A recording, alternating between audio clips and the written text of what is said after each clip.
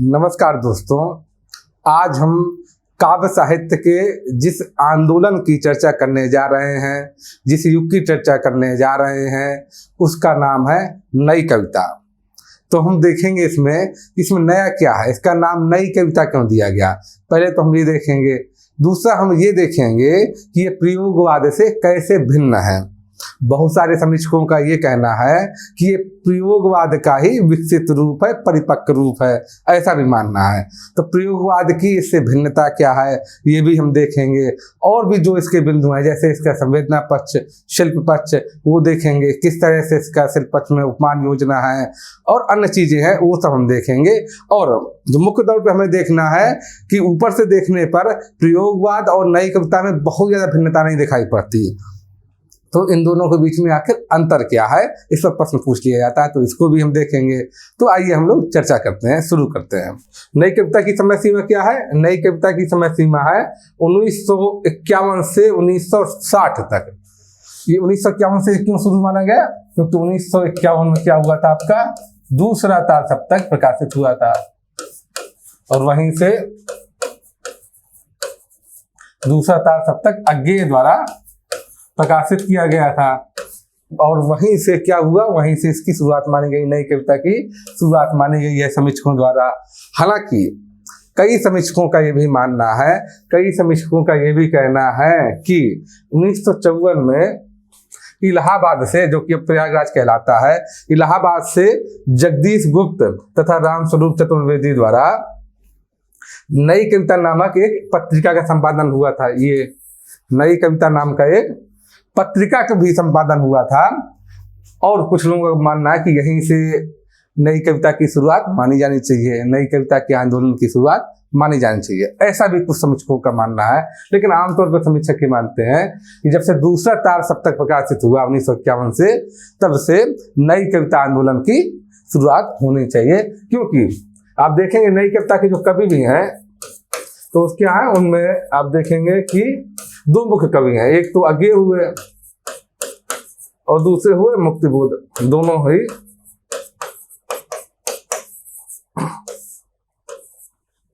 ये नई कविता की क्या होती है, दो धाराएं हो जाती हैं।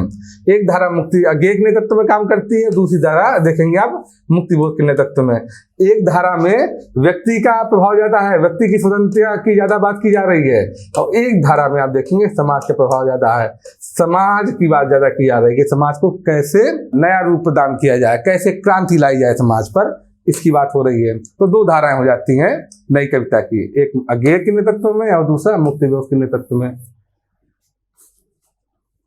तो हम आमतौर पर जो समीक्षक मानते हैं कि 1951 में दूसरा ताल सप्तक प्रकाशित हुआ था, वहीं से नई कविता की शुरुआत मानी जानी चाहिए।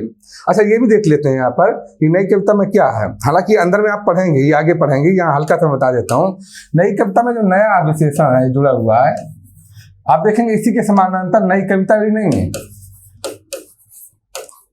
गद्य में क्या चला है, नई कहानी भी चला है, ऐसे ही क्या चला है, नया उपन्यास भी चला है।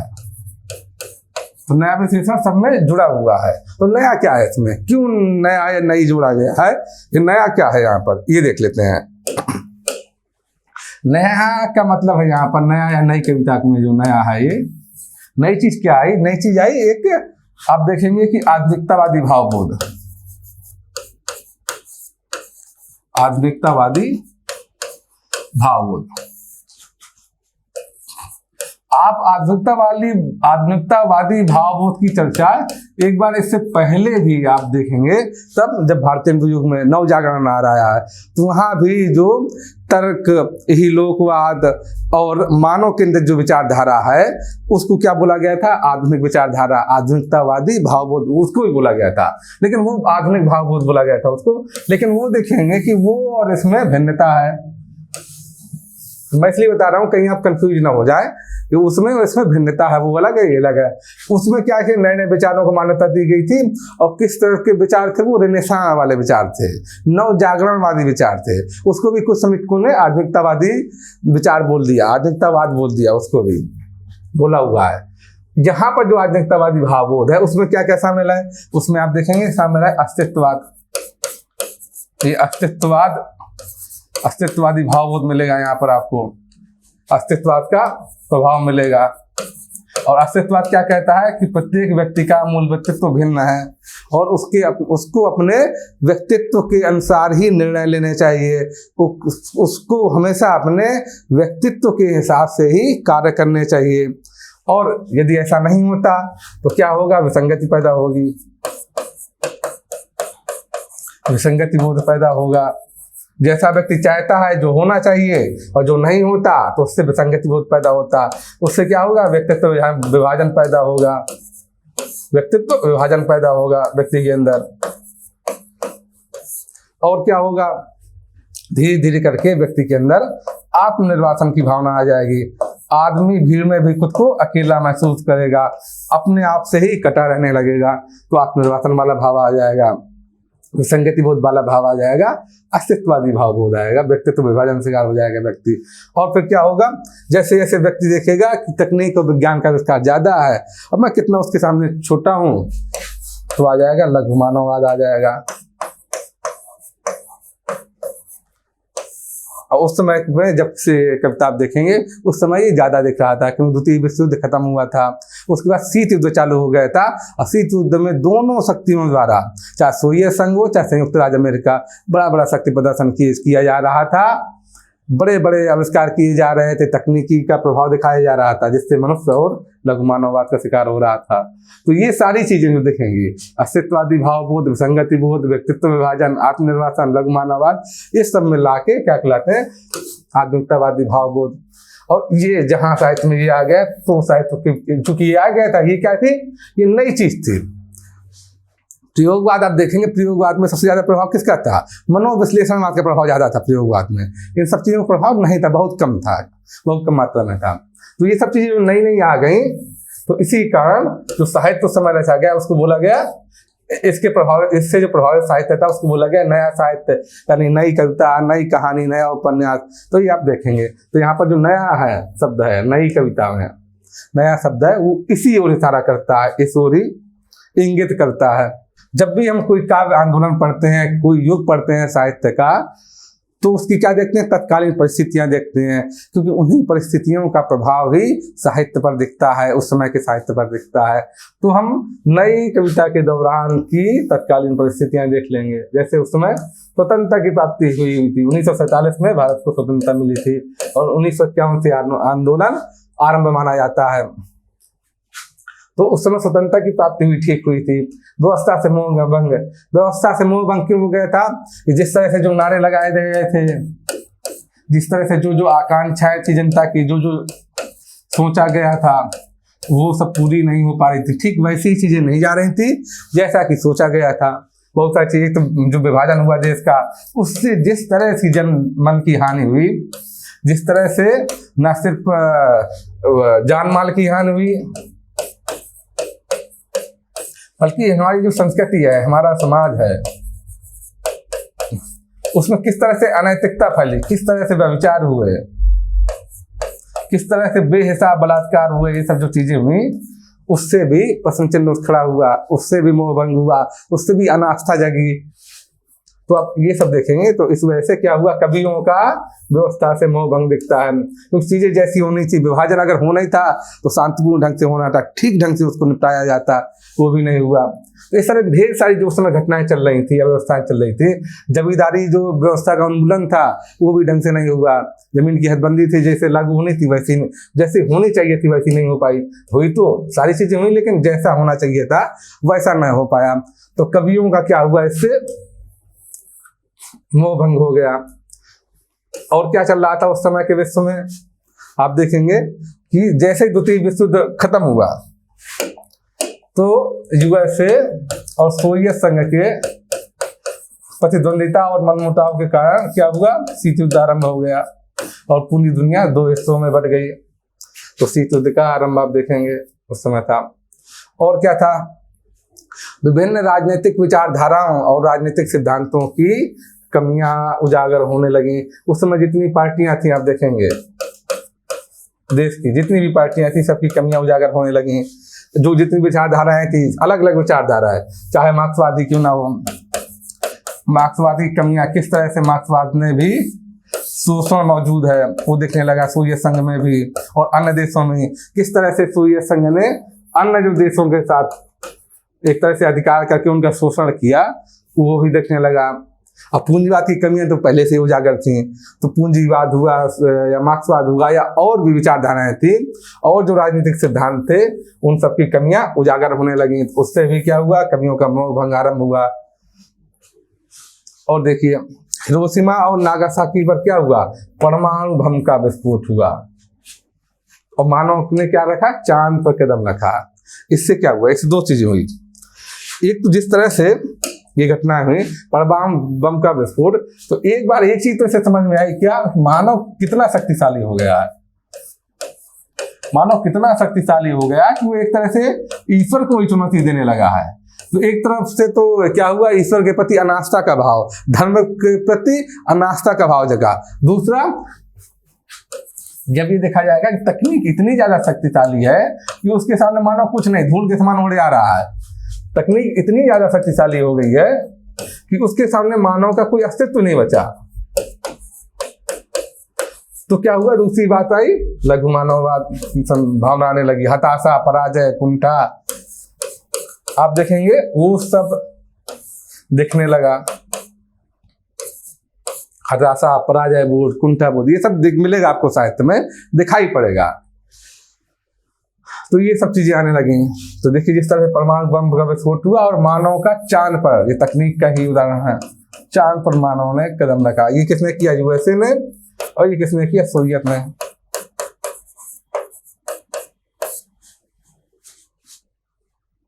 तो ये सब चीज देखने लगी। तो ये सब आप पराजय बोध देखेंगे, लघु मानववाद देखेंगे या अनास्था का भाव देखेंगे, ये सब साहित्य में दिखाई पड़ेगा।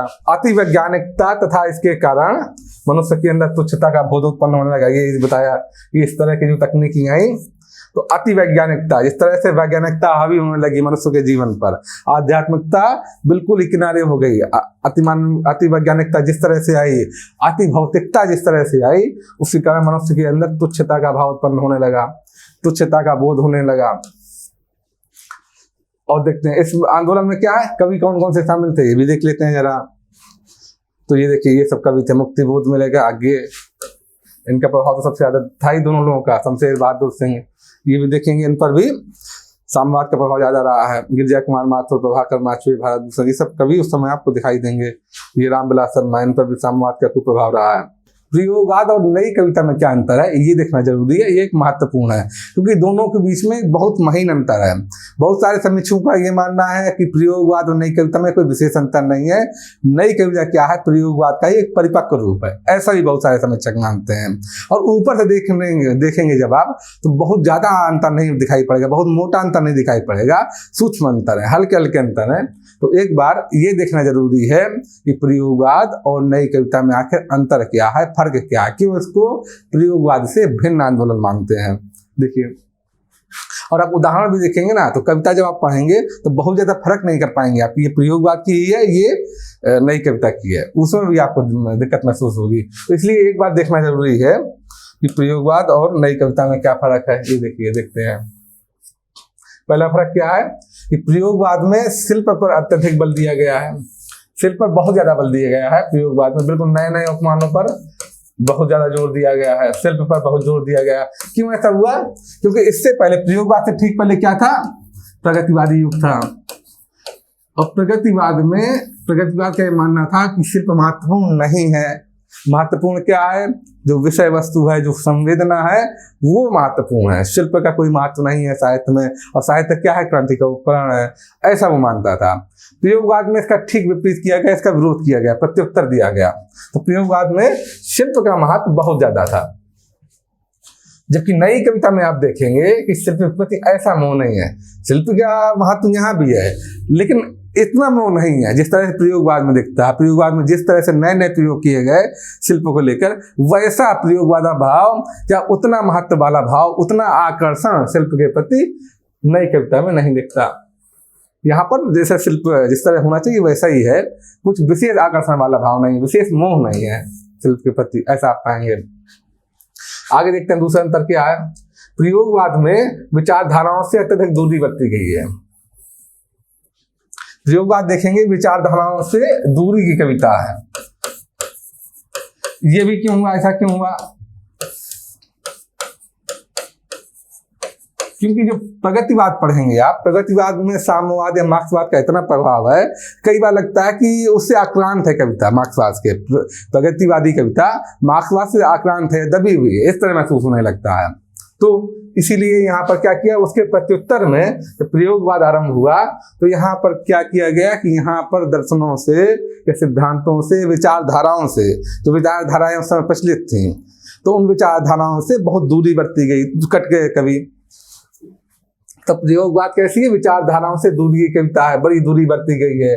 जबकि नई कविता में ऐसा नहीं है, नई कविता सहज कविता है, यहाँ पर विचारधाराओं से न तो दूरी बरती गई है और न बहुत ज्यादा उसमें इन्वॉल्व हुआ गया है, ना तो आकर्षण है विचारधारा के प्रति और ना ही विकर्षण है, न तो बहुत दूरी है न बहुत समीप जाया गया है।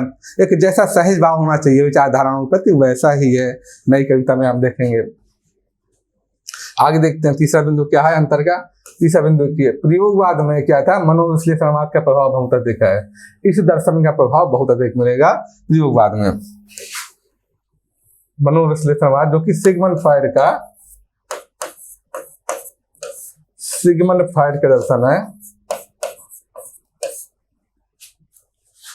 तो इस मनोविश्लेषणवादी दर्शन का प्रभाव बहुत अधिक मिलेगा। मन के अंदर जाके, मन की तहों में झांककर, मन की परतों को उभार कर, उखाड़ कर जो चीजें देखी गई हैं, लिखी गई हैं, वो मनोविश्लेषणवाद के अंदर आएंगी। तो प्रयोगवाद में मनोविश्लेषणवाद का प्रभाव बहुत अधिक है। जबकि नई कविता में किसका प्रभाव अधिक है, मैंने बताया कि नई कविता नई क्यों है कि जो आधुनिकतावादी भावबोध है उसमें क्या क्या था, लघु मानववाद, अस्तित्ववाद, विसंगति बोध, व्यक्तित्व विभाजन, उन सब चीजों का प्रभाव अधिक मिलेगा आपको, विसंगति बोध मिलेगा। तो यहाँ पर क्या है, जो आधुनिक भाव बोध वाला दर्शन है, आधुनिक भाव बोध है, उसका प्रभाव ज्यादा है। यहाँ पर मनोविश्लेषणवाद का प्रभाव तो है, लेकिन वैसा नहीं है जैसा प्रयोगवाद में। प्रयोगवाद में उसकी अधिकता दिखेगी, लेकिन यहाँ पर ऐसा नहीं है। आगे देखते हैं प्रयोगवाद में नया अंतर क्या है। प्रयोगवाद में अनुभूतियों की अभिव्यक्ति को ज्यादा महत्व दिया गया है। प्रयोगवाद में आप देखेंगे अनुभूतियों का महत्व बहुत ज्यादा है, युग चेतना का महत्व नहीं है। चूंकि प्रगतिवाद में क्या था, प्रगतिवाद में योग चेतना का बहुत अधिक महत्व था, तो उसके प्रत्युत्तर में प्रयोगवाद में क्या किया गया, अनुभूतियों का महत्व बहुत ज्यादा था। यहाँ योग चेतना का महत्व नहीं था, बल्कि अनुभूतियों का महत्व अधिक था। अनुभूतियों के महत्व अधिक होने से क्षणवाद को बड़ा महत्व दिया गया है, क्षणिक चीजों का बड़ा महत्व दिया गया है, मूवमेंट्स को बड़ा महत्व दिया गया है। जबकि नई कविता में क्या है, नई कविता में अनुभूतियों से थोड़ा दूरी बरती गई है, क्योंकि यहाँ पर किसका, टी.एस. इलियट के निर्वैयक्तिकतावाद का प्रभाव है। टी.एस. इलियट के 3 दर्शन है, पहले भी हम बता चुके हैं। तो यहाँ पर देखेंगे, हमने पढ़ा था जब हमने प्रयोगवाद पढ़ा था, तो टी.एस. इलियट का जो पहला सिद्धांत है निर्वैयक्तिकतावाद, उसका प्रभाव अधिक है और उसी वजह से अनुभूतियों से थोड़ा सा दूरी बना ली गई है। यहाँ अनुभूतियों की वैसी वरीयता नहीं दी गई, अनुभूतियों पर वैसा आकर्षण नहीं है नई कविता में। तो ये की अंतर हुआ। और अंतर देखते हैं क्या है। प्रयोगवाद में व्यक्ति को समाज के सापेक्ष अधिक वरीयता दी गई है। जो प्रगतिवादी आंदोलन था, प्रगतिवाद में किसको महत्व था, समाज को महत्व ज्यादा था, व्यक्ति को महत्व नहीं था। व्यक्ति का महत्व नगण्य था, समाज को ही महत्व दिया गया था। ये माना गया था व्यक्ति किसके लिए, समाज के लिए है। व्यक्ति का अपना स्वतंत्र अस्तित्व नहीं है, स्वतंत्र व्यक्तित्व नहीं है, व्यक्ति समाज के लिए ही कार्य करता है और समाज के लिए ही कार्य करना चाहिए उसको, ऐसा प्रगतिवादी आंदोलन में बोला गया था। प्रयोगवाद में इसके प्रत्युत्तर में क्या बोला गया, इसके जवाब में प्रयोगवाद में हुआ कि जो व्यक्तिवाद या व्यक्ति को महत्व बहुत अधिक दिया गया, बहुत अधिक महत्व रहा। व्यक्ति का स्वतंत्रता को बहुत अधिक महत्व दिया गया, बहुत अधिक वैल्यू रही व्यक्तिगत स्वतंत्रता की, व्यक्ति को बहुत अधिक महत्व रहा। अस्तित्ववाद का प्रभाव होने का इसके बोला भी जाता है, किसमें अस्तित्ववाद का प्रभाव था। तो व्यक्तिगत स्वतंत्रता को या व्यक्ति को बहुत अधिक महत्व दिया गया प्रयोगवाद में। लेकिन नई कविता आप जब देखेंगे तो ऐसा नहीं है। नई कविता प्रयोगवाद के परवर्ती काल में ही आप देखेंगे कि एक संतुलन साधने की कोशिश की जा रही है, क्योंकि मुक्तिबोध जैसे कवि अभी भी समाज को महत्व दे रहे थे। तो आप प्रयोगवाद का जब परवर्ती समय देखेंगे तो एक व्यक्ति और समाज के बीच में कैसा भाव होना चाहिए, कैसा संबंध होना चाहिए, कैसा संतुलन होना चाहिए, इस पर चर्चा आपको आरंभ दिखेगी, इस पर धीरे धीरे काम होना आरंभ होगा। और वो चीज आप देखेंगे कि नई कविता में स्पष्ट हो जाता है। यहाँ नई कविता में व्यक्ति और समाज के बीच में संतुलन स्थापित किया गया है। आप देखेंगे नई कविता में व्यक्ति और समाज के बीच में संतुलन स्पष्ट रूप से डिफाइन कर दिया गया, स्थापित हो गया कि मनुष्य समाज से नहीं लेकिन समाज के अंदर स्वतंत्र है, और कहा गया कि व्यक्ति समाज से नहीं लेकिन समाज के अंदर स्वतंत्र है। ये देखिए, तो ये अंतर थे, जो मोटे मोटे अंतर थे वो मैंने बता दिए। और भी एक आध अंतर आप देख सकते हैं, जैसे प्रगतिवाद आप देखेंगे तो उसमें राजनीतिक व्यंग्य खूब मिलेंगे, राजनीतिक विषयों पर चर्चा मिलेगी आपको। लेकिन जैसे ही आप प्रयोगवाद देखेंगे, प्रयोगवाद में राजनीति से एकदम कट लिया गया है, कहीं भी आपको राजनीतिक जिक्र नहीं मिलेगा, ना के बराबर मिलेगा।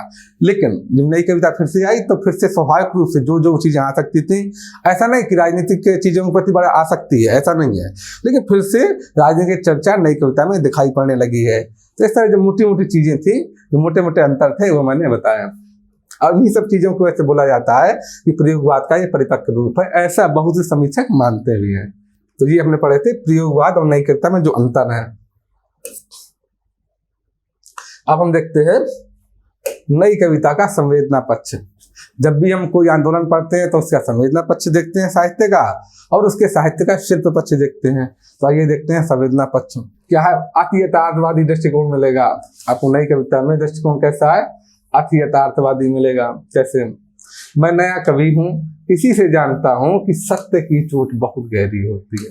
सत्य की चोट बड़ी गहरी होती है। ये कैसा यथार्थवादी दृष्टिकोण है, अति यथार्थवादी दृष्टिकोण है कि सत्य की चोट बहुत गहरी होती है। या ये देखिए, मैं मरूंगा सुखी, मैंने जीवन की धज्जियां उड़ाई हैं, ये दृष्टिकोण है। या ये देखिए, मौन भी अभिव्यंजना है।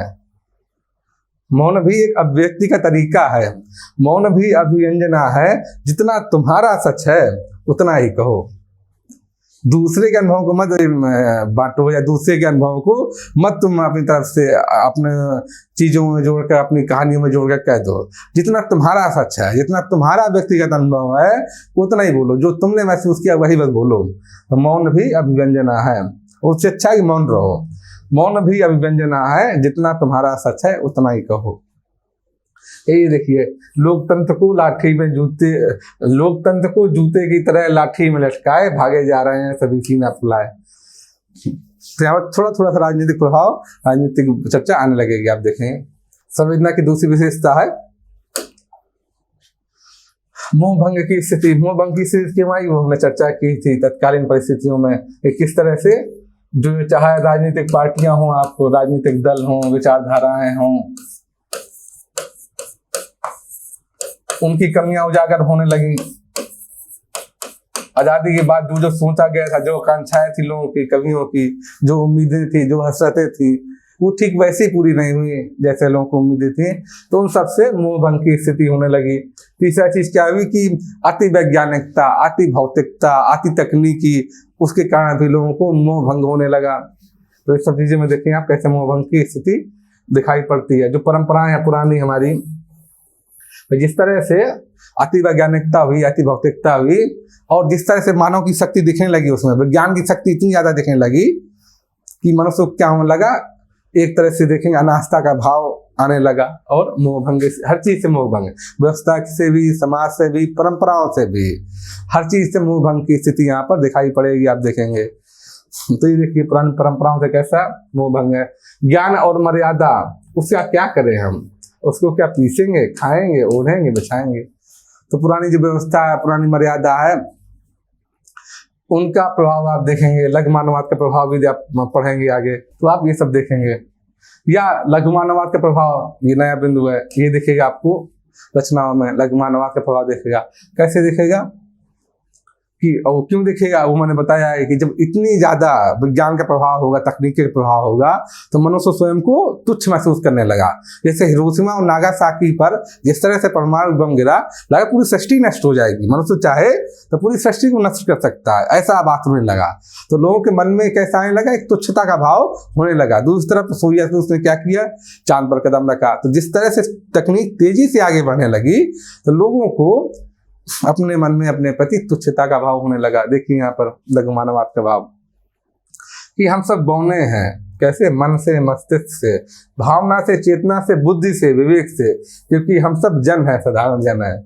तो ये लघु मानववाद का भाव है कि उनको लगता है हम साधारण आदमी हैं, तो हमारे पास हम तुच्छ हैं, छोटे हैं, ऐसा भाव देखेगा। पराजय बोध, हताशा, कुंठा, ये इसी के परिणाम है कि जब आदमी को तुच्छता का होने लगता है तो पराजय बोध भी होने लगता है। क्यों? क्योंकि जिस तरह से युद्ध में जिस तरह से चीजें घटनाएं घटित हुई, जिस तरह से शोषण से लेके हर तरह की चीजें घटित हुई हैं, और किस तरह से मानव की दुर्दशा हो गई, किस तरह की विभीषिका में लोग जल गए, वो देखेंगे। उसके बाद जिस तरह से हिरोशिमा नागासाकी से लेकर शीत युद्ध आरंभ हुआ, मनुष्य ने अति वैज्ञानिकता ने, अति भौतिकता ने जिस तरह से मनुष्य को नुकसान पहुंचाया, उससे क्या हुआ, धीरे धीरे पराजय बोध, हताशा और कुंठा मनुष्य के मन में घर करने लगी। ये देखिएगा। दूसरा, जो देश आजाद हुआ और जो अभी चर्चा की थी हम लोगों ने कि जो राजनीतिक दल थे, विचारधाराएं थे, उनसे जो उम्मीदें थी, जो हसरतें थी, जो आकांक्षाएं थी, नहीं पूरी हुई, तो उससे भी धीरे धीरे करके लोगों के मन में क्या होगा, एक पराजय बोध, हताशा और कुंठा दिखाई पड़ने लगी, दिखने लगी। जैसे ये देखिए, मैं खुद को खरीद रहा था अपने बहाने उन तमाम लोगों की असफलताओं को भी। तो ये क्या है, एक तरह से पराजय बोध दिखता है। या ये देखिए, तुम हमारा जिक्र इतिहासों में नहीं पाओगे और ना उस कराह का जो तुमने उस रात सुनी, क्योंकि हमने अपने को इतिहास के विरुद्ध दे दिया है। मतलब पराजित है आदमी तभी तो इतिहास के विरुद्ध होगा। ये देखेंगे आप। तो ये क्या है, एक तरह से पराजय बोध को ही दिखाता है। आगे देखते हैं अगला बिंदु, आधुनिक भावबोध, जिसकी हमने चर्चा की थी पहले ही। अस्तित्ववादी भावबोध दिखेगा, विसंगति बोध दिखेगा, विडंबना बोध दिखेगा, निरर्थकतावाद दिखेगा, आत्मनिर्भर की भावना, ये सब चीजें आधुनिक भावबोध का हिस्सा है। ये सारी चीजें आपको दिखेंगी। जैसे ये देखिए, आपको इसमें निरर्थकता बोध या ये सब दिखेंगे आप। जिंदगी दो उंगलियों में दबी सस्ती सिगरेट के जलते हुए टुकड़े की तरह है, जिसे कुछ लम्हों में पीकर गली में फेंक दूंगा। जिंदगी को कैसे किस तरह उपमानों से तुलना की गई है। आपको पूरी नई कविता में या प्रयोगवाद में नए नए उपमान मिलेंगे, नए नए ढंग से कविता को नए नए उपमान दिए गए, नए नए ढंग से कविता को व्याख्यायित किया गया। आगे देखिए, तुमने जहां लिखा है प्यार, प्यार का क्या स्वरूप हो गया है। तुमने जहां लिखा है प्यार वहां लिख दो सड़क, फर्क नहीं पड़ता, कोई फर्क नहीं पड़ता मैं किसी चीज से, कुछ भी होता रहे। ये भावना आ गई है एक तरह से।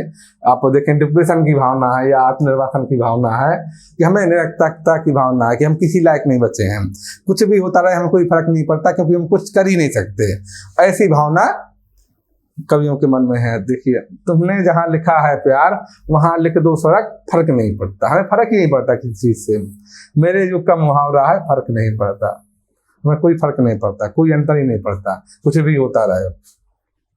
तो आप इसमें भी यूज कर सकते हैं। दूसरा, जो प्रेम का बौद्धिक पक्ष है या बौद्धिक किस्म का, शहरी किस्म का प्रेम है, बौद्धिक शहरी किस्म का प्रेम है, तो वहां भी आप लिख सकते हैं।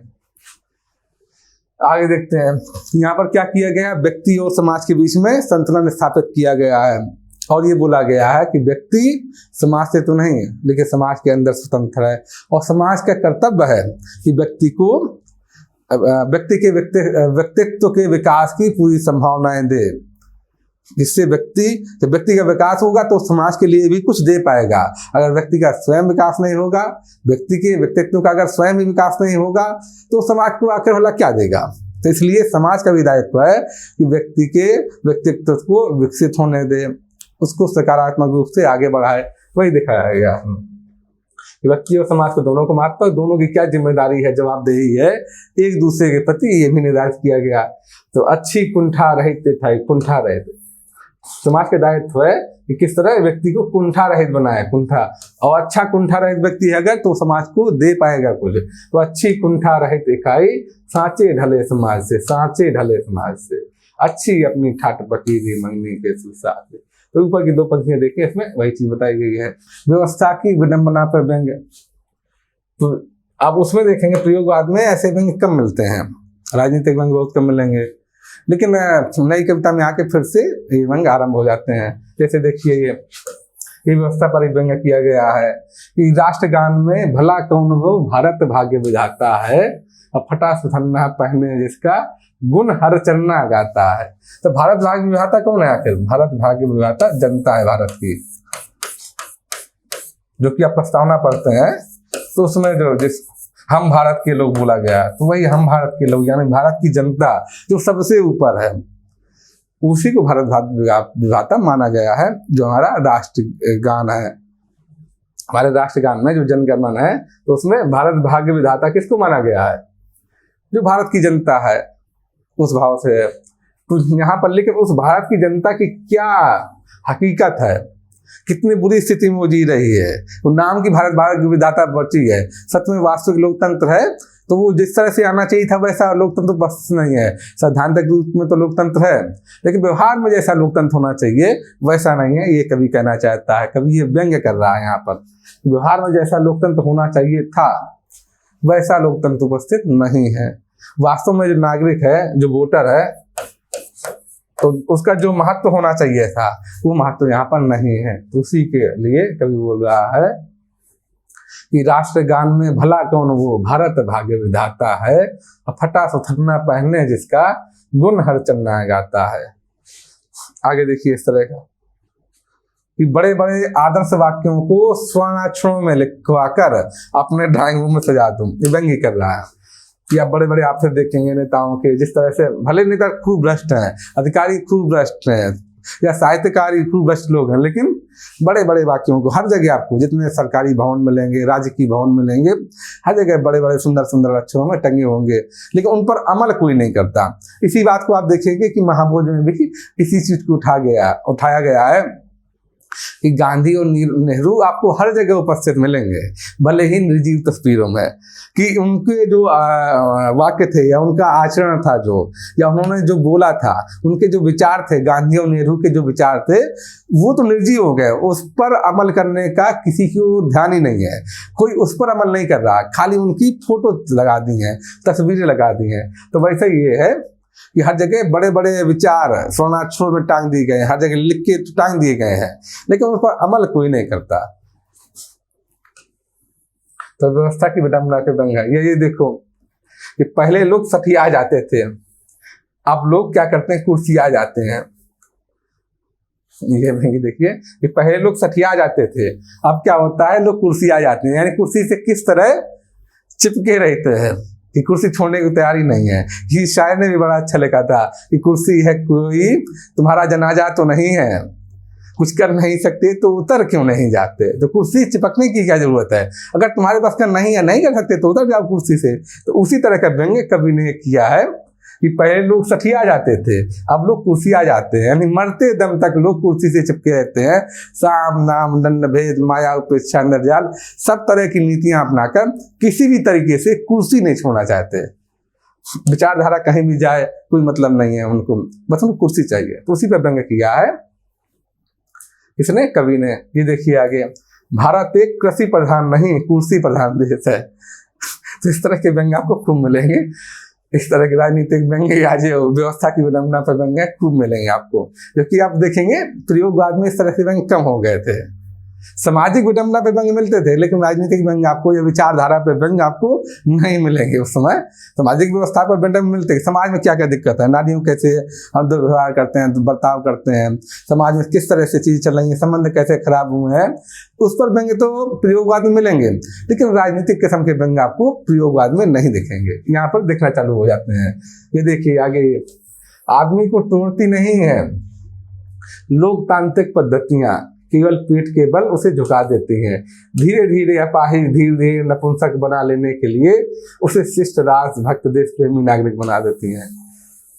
ये बोला कि अगर लोकतंत्र वास्तव में लोकतंत्र नहीं है तो उसमें ऐसी चीजें उत्पन्न होती हैं, किस तरह शासन में बहुत ताकत है, सत्ता में तो बहुत ताकत है, बड़ी शक्ति है, तो धीरे धीरे करके मनुष्य को किस तरह से वो ढाल लेती हैं कि उसे राष्ट्रभक्त का नाम देके या शिष्ट नागरिक का नाम देते, किस तरह से उसके मानसिकता को वो बदल देती हैं कि कभी वह अपने अधिकारों की मांग ही ना करे, वो सच में जान ही ना सके, सच में उसकी चेतना जागृत ही ना हो कि एक नागरिक के रूप में मेरे वास्तव में क्या कर्तव्य है।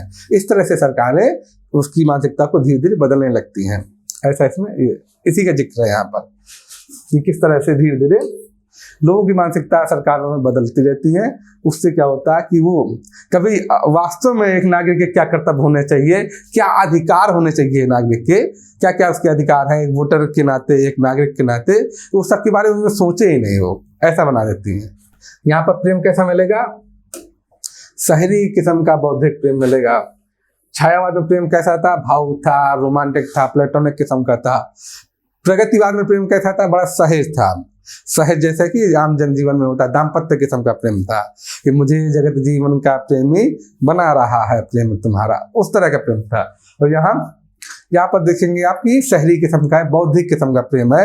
इसमें प्रेम में शब्दों के चमत्कार ज्यादा मिलेंगे, वास्तव में भावना का भाव मिलेगा। भावना वैसी नहीं दिखेगी, शाब्दिक चमत्कार मिलेंगे, नए नए उपमान मिल जाएंगे यहाँ पर। लेकिन जिस तरह से भावना मिलती है छायावाद में, भावना के स्तर पर प्रेम मिलता है, वैसा प्रेम यहाँ पर नहीं मिलेगा। यहाँ पर कैसा मिलेगा? शहरी किस्म का, बौद्धिक किस्म का, उपयोगितावादी किस्म का प्रेम मिलेगा।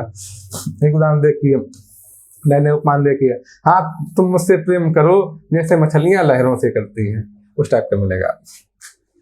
या फूल को प्यार करो और झरे तो झर जाने दो, तो इस तरह का जो भाव है कि फूल को प्यार करो और झरे तो झर जाने दो, तो उस तरह का भाव मिलेगा आपको खूब। आगे देखते हैं, नारी के प्रति भी गैर भावनात्मक दृष्टिकोण मिलेगा। नारी के प्रति भावनात्मक दृष्टिकोण नहीं मिलेगा, गैर भावनात्मक मिलेगा। जैसे कि ये देखिए, नारी बेचारी, व्यंग्य भी कई जगह मिलेगा। नारी बेचारी है, पुरुष की मारी है, तन से क्षुधित है, मन से मुदित है, लपक झपक कर अंत में चित है। इस तरह के भाव आपको कोई भावनात्मक दृष्टिकोण नहीं मिलेगा, इस तरह के भाव दिखाई पड़ेंगे गैर भावनात्मक। लोग देखते हैं कि इस समय निर्वैयक्तिकतावाद का प्रभाव ज्यादा मिलेगा, इसी वजह से अनुभूतियों को महत्व कम दिया गया है। निर्वैयक्तिकतावाद क्या कहलाता है? निर्वैयक्तिकतावाद के, ये टी.एस. इलियट का दर्शन है निर्वैयक्तिकतावाद। ये टी.एस. इलियट का दर्शन है और इसके 3 सिद्धांत है। टी.एस. इलियट का जो दर्शन है उसके 3 सिद्धांत है। पहला है निर्वैयक्तिकतावाद, दूसरा है परंपरावाद और तीसरा है वस्तुनिष्ठ समीकरण। तीसरा है वस्तुनिष्ठ समीकरण।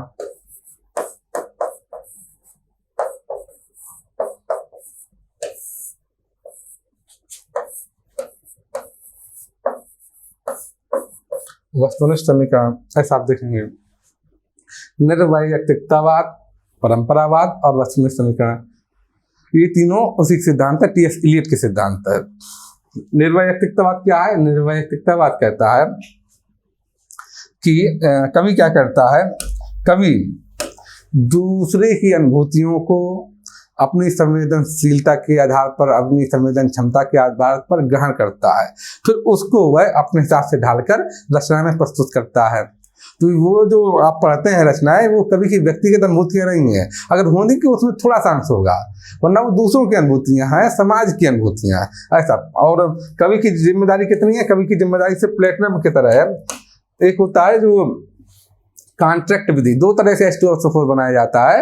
एक तो कॉन्ट्रैक्ट विधि होता है, दूसरा लेट चैम्बर मेथड होता है। तो कॉन्ट्रैक्ट विधि जो थी उसका उदाहरण देते हुए दिखाया इलियट ने कि जिस तरह से H2O plus SO3 sulphur trioxide दोनों मिलकर क्या बनाते हैं? H2SO4 बनाते हैं। ये मिलकर क्या बनाते हैं? H2SO4 बनाते हैं। और इसमें प्लेटिनम सिर्फ उपस्थित रहता है, इसमें भाग नहीं लेता, रासायनिक क्रिया में प्लेटिनम भाग नहीं लेता है, वो सिर्फ उपस्थित रहता है। उसकी उपस्थिति में ही यह क्रिया होती है H2SO4 के निर्माण की। तो यहाँ पर प्लेटिनम क्या सिर्फ उपस्थित है, तो कवि की भूमिका कैसी है? इस प्लेटिनम की तरह है, जो कि एक जरिया माध्यम के रूप में उपस्थित रहता है कि वो दूसरों की अनुभूतियों को प्रस्तुत कर सके, ये उसकी अपनी अनुभूतियां नहीं है। तो ऐसा बोला। इसलिए जो नई कविता आई है तो उसमें जिस तरह से प्रयोगवाद में अनुभूतियों का महत्व बहुत अधिक था, तो यहाँ इसलिए अनुभूतियों का महत्व कम किया गया, इसका प्रभाव है। ऐसा आप देखिए। बाकी दर्शक नहीं हुई है, इनकी चर्चा पहले भी कर चुके हैं हम लोग। आप देखेंगे कैसे कि सुनो कवि, निर्वैयक्तिकतावाद का प्रभाव कैसे है। सुनो कवि, भावनाएं नहीं है सोता। ये सोता क्या होता है? कुआं है या नीचे से जो पानी निकलता है तो उसको सोता बोलते हैं कि पानी निकलता चला जा रहा है, बराबर निरंतर निकलता है वहां से। सोता होता तभी तो वहां से नीचे से पानी निकलता है कुएं में। तो सुनो कवि, भावनाएं नहीं है सोता। श्रोता असल में स्रोत, उसी का एक स्तर 2 समझिए कि सुनो कवि, भावनाएं नहीं है सोता, भावनाएं हैं खाद केवल। भावनाएं क्या है? सिर्फ खाद की तरीके हैं। जैसे खाद नहीं, कंपोस्ट खाद बनाते हैं आप, तो क्या करते हैं, उसको जमीन में दबा देते हैं, हरे पत्ते को और भी चीजों को उस तरह से जो गल सके, बायोडिग्रेडेबल होती है, उन चीजों को दबा देते हैं जमीन पर। तो उसी की चर्चा हो रही है कि सुनो कभी, भावनाएं नहीं है सोता, भावनाएं हैं क्या खाद केवल, जरा उनको दबा रखो, जरा सा और पकने दो, रिसने और रचने दो, कि उनका सार बनकर चेतना की धरा को कुछ उर्वरा कर दे।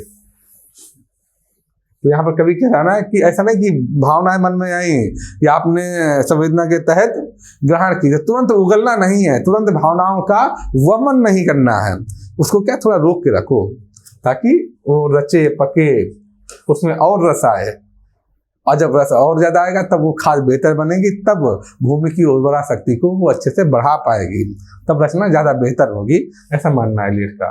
तो अभी हम लोगों ने क्या पढ़ी, अभी हम लोगों ने पढ़ी कि नई कविता की संवेदनागत विशेषताएं क्या है, संवेदना पक्ष क्या है, प्रयोगवाद से क्या भिन्नता है, इसमें क्या क्या उसके साथ समानताएं हैं, क्या अंतर है, ये देखिए हमने। ये महत्वपूर्ण प्रश्न है कि प्रयोगवाद और प्रगति, प्रयोगवाद और नई कविता में क्या फर्क है, वो हम लोगों ने पढ़ा। अब हम देखते हैं कि इसकी शिल्पगत विशेषताएं क्या है, शिल्प पक्ष क्या है नई कविता का। आप देखेंगे कि भाषा में आम बोलचाल के सभी प्रकार के शब्दों की स्वीकृति मिलेगी, तद्भव, तत्सम, देशज, विदेशज, भदेश, अंग्रेजी, अरबी, फारसी, हर तरह के शब्द मिलेंगे, नए नए उपमान मिलेंगे, जैसे कि उसमें भी मिलते रहे हैं, प्रयोगवाद में भी नए नए उपमान मिले हैं, नए उपमानों पर बड़ा जोर है। लेकिन आप देखेंगे प्रयोगवाद में आरंभ में क्या था, क्लिष्ट शब्द ज्यादा थे, तत्सम शब्द ज्यादा थे, बाद में धीरे धीरे करके भाषा समान हुई, साधारण शब्दों की ओर आई है प्रयोगवाद में देखेंगे। लेकिन इसमें क्लिष्ट शब्द आपको नहीं मिलेंगे, इसमें शुरुआत से लेके आखिर तक साधारण जो जनता के बीच में जो शब्द प्रयोग होते रहे हैं वही शब्द मिलेंगे आपको।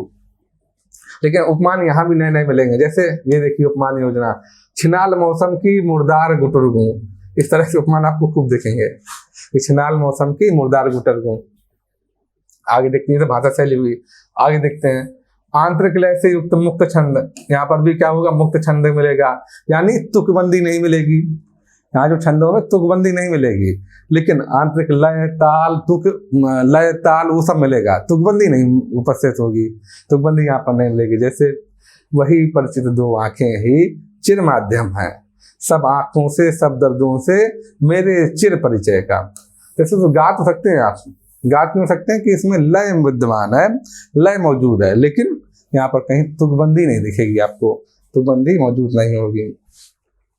हालांकि शिल्प पर जैसा जोर प्रयोगवाद में दिया गया था, बहुत सारे नए नए प्रयोग किए गए थे, और इस तरह प्रयोग हो गए थे कि जो कविता थी उस समय प्रयोगवाद की, वो बजाय श्रव्य कविता के दृश्य गया पाठ्य कविता हो गई थी, वो पाठ्य कविता हो गई थी इस तरह से कि इतने सारे विराम चिन्हों का अलग अलग ढंग से प्रयोग, और भी तरह तरह के चिन्हों का प्रयोग, या बीच में उसमें लिख कर कि आह्लाद पूर्वक बोलना है, निश्चयात्मक ढंग से है, किस तरह से कविता को पढ़ना है, वो सब प्रयोग प्रयोगवाद में देखे थे। वहाँ यहाँ पर उतने नहीं मिलते, शिल्प पर उतने अधिक प्रयोग नहीं देखते। यहाँ पर नवीन उपमान, ये भी जैसे प्रयोगवाद की विशेषता थी, यहाँ भी देखेंगे नवीन तरह तरह के उपमान, जैसे उंगलियों में यह एहसास दबा है सिगरेट की तरह, जिस तरह से सिगरेट उंगलियों में सिगरेट दबी रहती है, वैसे ही एहसास दबा है। या प्यार इश्क खाते है ठोकर आटे के खाली कनस्तर से, ये उपमान देखिए, यहाँ ये उपमान देखिए, उंगलियों में सिगरेट दबी हुई है, उपमान देखिए। या दुख के दागों को तमगों सा पहना, तो ये उपमान है तमगा, आप देखिए, दुख के दागों को तमगों सा पहना। इस तरह से नए नए उपमान, नए नए ढंग के उपमान खूब दिखेंगे आपको नई कविता में भी। बिंब देखिए कैसे कैसे बिंब है, बंधी लीक पर रेले लादे माल, चिमुकती और रंभाती अफराए डागर सी। तो इस तरह के बिंब आपको तो खूब देखेंगे। उपमान योजना का भी उदाहरण है और बिंब का भी उदाहरण है, दोनों में आप इस्तेमाल कर सकते हैं। या साखों पर जमे धूप के फाहे, धूप के फाहे गिरते पत्तों से पल उग गए, इस तरह से आपको उपमान खूब नए नए दिखाई पड़ेंगे, ऐसे आपको देखेंगे। प्रतीकों का किस तरह प्रयोग हुआ है, ये भी हम देखेंगे, प्रतीकों का किस तरह से प्रयोग हुआ है। यहाँ भी आपको जैसे ब्रह्मराक्ष प्रतीक का कैसे इस्तेमाल हुआ ये आप देखेंगे, और भी तरह तरह से बहुत सारे प्रतीक मिलेंगे, क्योंकि यहाँ पर क्या है, अमूर्त भावों को जब मूर्त रूप में दिखाना है तो वहां पर क्या प्रतीकों का प्रयोग खूब होगा। जैसे ब्रह्मराक्ष का प्रतीक ले लीजिए, कि फंस गया वो बाहरी और भीतरी, दो कठिन पाटों बीच, ऐसी ट्रेजेडी है नीच। तो जो बाहरी ब्रह्मराक्षस अपने आप में प्रतीक है, क्योंकि यहाँ ब्रह्मराक्षस जिसका प्रतीक कवि ही ब्रह्मराक्षस है, और ब्रह्मराक्षस का शिष्य है वो भी कवि है। अब ब्रह्मराक्षस वैसे किसका प्रतीक है कि मध्यम वर्गीय बुद्धिजीवी का,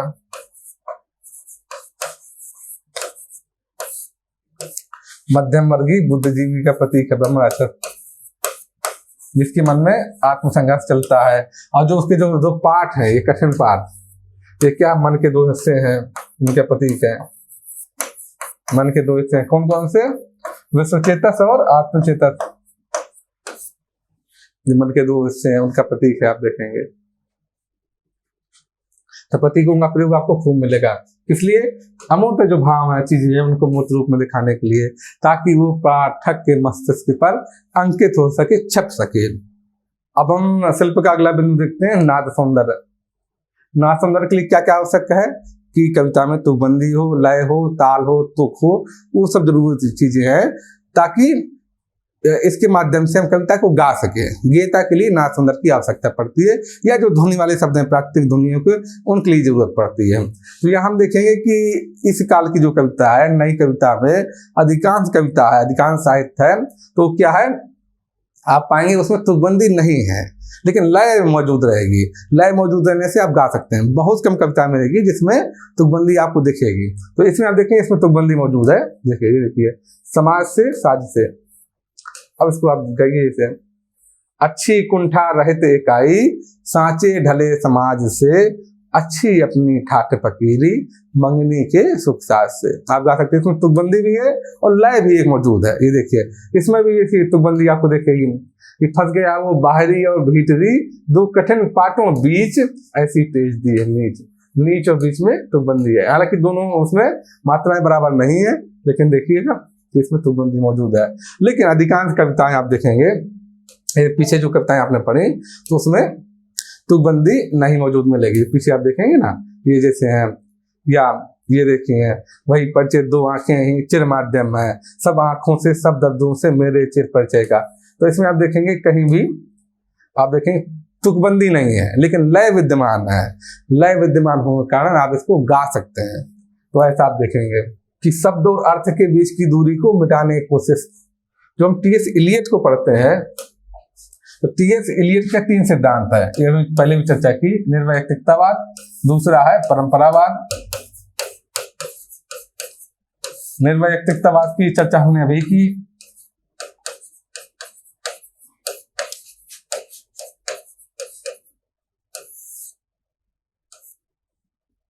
परंपरावाद, और तीसरा है वस्तुनिष्ठ समीकरण।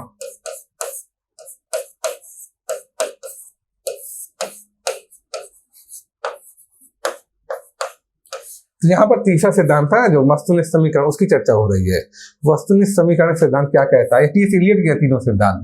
वस्तुनिष्ठ समीकरण सिद्धांत ये कहता है कि हमेशा कवि या रचनाकार की कोशिश रहती है कि शब्द और अर्थ के बीच की दूरी को खत्म कर दे, लेकिन ये पूरी तरह संभव नहीं है, क्योंकि जो भावना, जो अनुभव वो अपनी संवेदना के तहत ग्रहण करता है कोई भी कवि, तो वो ठीक ठीक वैसा उसको कागज पर नहीं उतार सकता। उसमें बहुत सारी चीजें छूटी जाती हैं। भाई, अनुभव महसूस करना अलग चीज है और कागज पे उतारना अलग चीज है। तो जो भी जो चीजें हम कल्पना में सोच रहे हैं, जो जो चीजें अनुभव कर रहे हैं, वो ठीक वैसा का वैसा उतार पाना संभव नहीं होता। उसमें कुछ ना कुछ छूट जाता है। इसलिए शब्द और अर्थ के बीच में दूरी विद्यमान रहती है। फिर कवि ने जो चीज लिखी, जब पढ़ने वाला पढ़ेगा तो फिर उसमें अंतर आ जाएगा।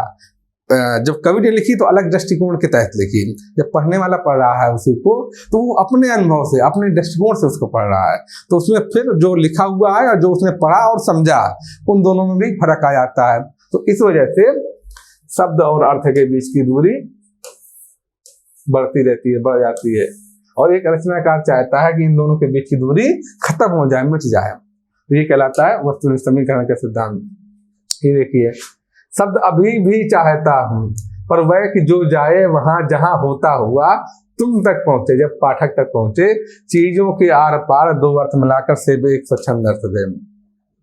तो उसमें जब तुम तक पहुंचे, पाठक तक पहुंचे, तो वो ठीक वही अर्थ दे जो कि मैंने सोचा, मैंने अनुभव किया है, मैंने यानी कवि ने जो अनुभव किया है, कवि ने ठीक जो कल्पना की थी वैसा ही अर्थ दे जो शब्द लिखा गया है, वैसा का वैसे पाठक को अर्थ दे। यहाँ पर इसी चीज की चर्चा हो रही है, इस दूरी को मिटाने की कोशिश हो रही है। आगे देखते हैं फैंटेसी शिल्प का प्रयोग, ये एक नई चीज है फैंटेसी शिल्प। आप ब्रह्म राक्षस में अच्छे से पढ़ेंगे, ब्रह्म राक्षस जब कविता पढ़ेंगे या मुक्ति बोध पढ़ेंगे तब आप देखेंगे इसके बारे में अच्छे डिस्कशन। बस मोटा सा बता देना हूँ कि फैंटेसी शिल्प का प्रयोग नई कविता में दिखता है। ये शिल्प के तहत एक नया प्रयोग है, इसमें संवेदना के स्तर पर फैंटेसी नहीं है, काल्पनिकता नहीं है, ये जैसे हैरी पॉटर या हॉलीवुड की फिल्मों में पाई जाती है या चंद्रकांता जैसे उपन्यासों में मिलती है, बल्कि यहाँ पर शिल्प के स्तर पर फैंटेसी है कि किस तरह व्यक्ति मन के अंदर प्रवेश करता है, फिर घटनाएं घटती हैं। तो यहाँ पर फैंटेसी संवेदना के स्तर पर नहीं है, संवेदना वास्तविक है, यथार्थवादी है, सिर्फ शिल्प के स्तर पर फैंटेसी यहाँ पर मौजूद है। ये जिसकी अंधेरे में कविता है उसी की लाइन है कि भागता मैं दम छोड़ घूम गया कई मोड़, कहीं आग लग गई कहीं गोली चल गई। तो ये क्या क्रांति, हिंसक क्रांति की बात हो रही है, जो कि कल्पना में है, फैंटेसी में है, कहीं आग लग गई कहीं गोली चल गई। तो यहाँ पर हिंसक क्रांति की बात हो रही है। देखेंगे आप जो मार्क्सवादी जो हिंसक क्रांति पर समर्थन करते हैं मार्क्सवादी कवि, तो ये मुक्तिबोध की लाइन है, ये आप पाएंगे, फैंटेसी शिल्प का प्रयोग पाएंगे। फैंटेसी शिल्प ये जो प्रयोग है ये आपको मुक्तिबोध की ही कविताओं में दिखाई पड़ेगा, ऐसा आप देखेंगे। जैसे ब्रह्म राक्षस में ये स्पष्ट रूप से दिखता है, अंधेरे में दिखता है और भी कविताओं में दिखता है उनकी, तो ये मुक्तिबोध के यहाँ पाया जाएगा, आप देखेंगे। तो इस तरह हम देखेंगे। इसके ऊपर जो विस्तृत चर्चा है वो आप ब्रह्म राक्षस में पढ़ेंगे, अच्छे से पढ़ेंगे। तो अभी हमने इसका नई कविता का संवेदना पक्ष पढ़ा, शिल्प पक्ष भी देख लिया, और नई कविता प्रयोगवाद में क्या अंतर है ये भी हमने देखा। अब यहाँ पर ये टॉपिक जो है नई कविता वो बंद करते हैं। अगले वीडियो में हम नया टॉपिक लेकर आएंगे, तब तक के लिए नमस्कार।